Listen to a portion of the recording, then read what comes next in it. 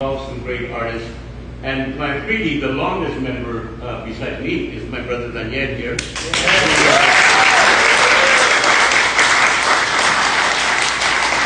Who has not only given his love and talent and his expertise to the teatro.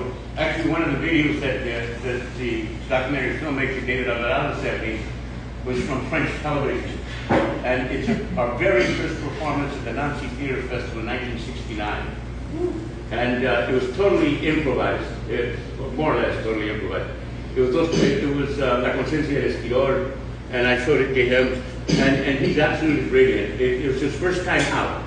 But he, Antonio Bernal, Ricardo Duran, I don't know if you remember Ricardo Duran, really worked this in a tent, in a chapiteau in Nancy, and it still works, man. It's on film, and so we'll have a screening of that too when you see it, when you come, so that you can